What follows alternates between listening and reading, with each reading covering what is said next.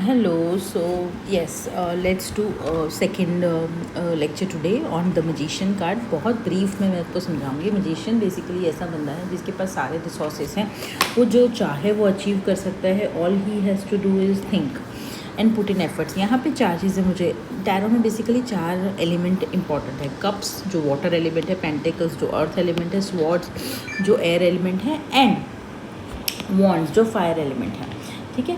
So magician and ये red robe जो है it is a mention of passion. So आप अगर पैशन के साथ जो भी चीज़ सोचते हो, अपने फर्टिलिटी मतलब अपने दिमाग की फर्टिलिटी को जितना आप एक्टिव रखते हो, जितना क्रिएटिव इमेजिनरी होते हो, उतना आपकी लाइफ अच्छी होगी. आपको अपनी लाइफ में अच्छा करने के लिए मैनिफेस्ट करना है. मैनिफेस्ट कैसे करोगे?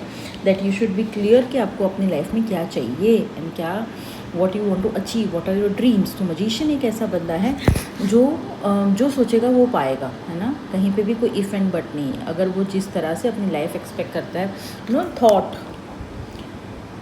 जो भी उसकी थॉट प्रोसेस है वो उसको रियलिटी में आ जाएगी. मजिशियन का ये मीनिंग होता है. अगर हम ये कार्ड अगर आता है रिलेशनशिप के या फीलिंग्स की कंटेक्स में, जब जैसे कि आजकल क्लाइंट्स पूछते हैं कि ये आपका पर्सन कैसा फील करता है मेरे लिए, मेरा बॉयफ्रेंड क्या फील करता है, एंड उसके लिए मजिशियन अगर आता है, अगर मजिशियन के आसपास सारे पेंटिकल्स का आता है, तो हम बोल सकते हैं कि ये बंदा ऐसा है जो काम में बहुत बिजी रहता है और रिलेशनशिप पे इतना फोकस नहीं है जितना काम के ऊपर फोकस है, जितना वो वर्क ऑब्सेस्ड है. अगर इसके साथ कप्स एलिमेंट आते हैं या स्वॉर्ड्स एलिमेंट आते हैं तो हम, एंड कप्स में भी अगर नेगेटिव कप्स आते हैं तो हम सोचते हैं, हम बोलते हैं कि ये बंदा जो वो आपके बारे में सोचता है बट बस सोचता ही रहता है. अगर इसके साथ स्वॉर्ड्स आते हैं, है ना, नेगेटिव वाले स्वॉर्ड्स आते हैं, 5 ऑफ स्वॉर्ड्स आया, 7 ऑफ स्वॉर्ड्स आया, तो हम बोलते हैं कि ये मैनिपुलेटिव है. आपको थोड़ा कॉशियसली चलना है. हो सकता है कि इसके दिमाग में बहुत सारी चीज़ें चल रही हो और वो सारी चीज़ें आपके साथ शेयर ना कर रहा हो. सो मजिशियन लव रिलेशनशिप के लिए बहुत अच्छा कार्ड नहीं माना जाता है. ठीक ठाक कार्ड माना जाता है क्योंकि एक स्लाइटली मैनिपुलेशन वाली एनर्जी को भी हिंट करता है. यहाँ पे नंबर 1 है, इसलिए अगर जब मनी के या करियर में आता है तो नंबर 1 हम बोलते हैं न्यू बिगिनिंग को. ये बोलते हैं कि तुम जो भी सोचते हो वो तुमको मिल जाएगा और तुम अपने अभी जो भी तुम्हारे सपने हैं उससे कहीं बड़ा सोचने की कोशिश करो.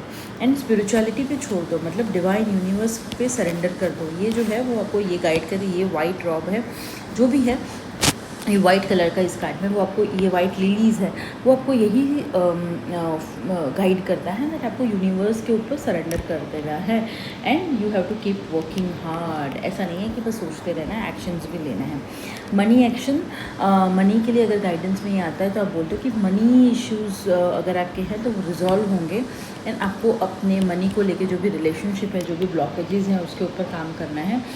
नेगेटिव माइंडसेट में नहीं रहना है मनी को लेके, है ना. एंड आपको एक प्लानिंग के साथ चलना है. मैजिशियन एक ऐसा कार्ड है जिसमें ये बंदा जो है वो बहुत सोच समझ के चलता है, ऐसा रेकलेसली नहीं है. तो जो भी है आपके हाथ में वो आपको बहुत प्लानिंग के साथ चलना है तो आपकी लाइफ में अच्छा जाएगा. It could be money, it could be career, it could be relationship. And finally guidance.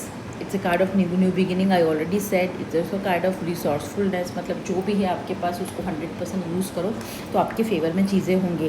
आपके पास जो भी है उससे अपना 100% दो. कहीं पे भी एफर्ट देने में कॉम्प्रोमाइज़ मत करो.